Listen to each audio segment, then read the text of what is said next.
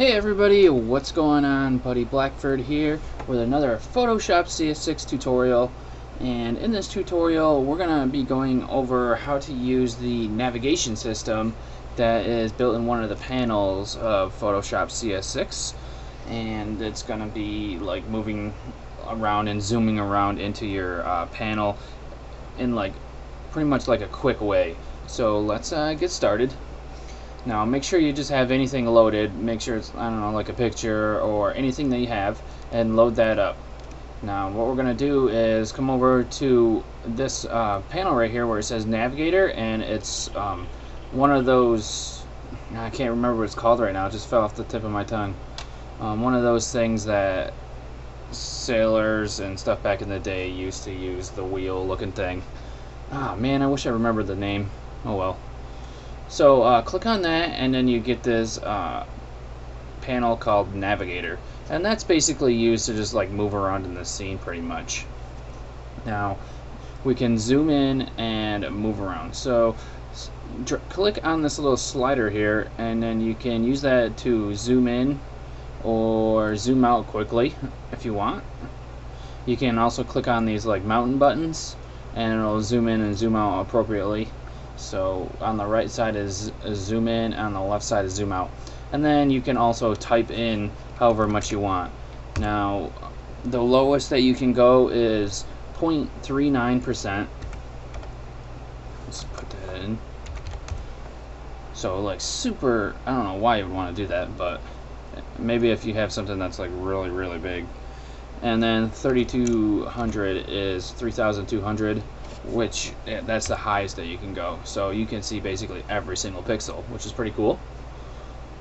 Now I'm going to go back to 100, and what I'm going to do is I'm going to zoom in a little bit, and if you look, there's this red box around the actual picture here. If I zoom in, you can see that the red box gets smaller. Now I can come in and click on it and drag that around to get to an area that I want to work on. And this is pretty handy if you need to get to an area to work on. Now if your Navigator menu isn't showing over here, it's gone for some reason, you can just come up to Window and then click on Navigator right here, and it'll show up and it'll pop out for you, and it'll be cool. And there's another cool thing that you can do with the Navigator. If you hold down Control or the Option key, no, Control, if you hold down Control and drag in the Navigator, you'll get the magnifying glass looking thing, and if you let go of it, it'll basically it'll zoom in to however big you made this area here. So if I make it large, it's going to zoom in less. If I make it really small, it's going to zoom in a lot. So that's pretty helpful if you need to just like zoom in on like just her face and you don't want to do all that crap of like trying to figure out what exact measurements it's got to be or whatever. So this view box here defaults as red, but if you're like colorblind to like red or something like that, or you hate the color red really badly, then you can change the color of the view box. So if you come over here to the panel options right here and click on it, click on panel options, we can change the color of the view box if we wanted to.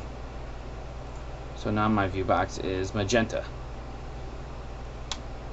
Pretty cool, I guess. And there's one last cool thing that I want to show you. So this thumbnail is pretty small and might be a little hard for you to navigate or actually see what's going on.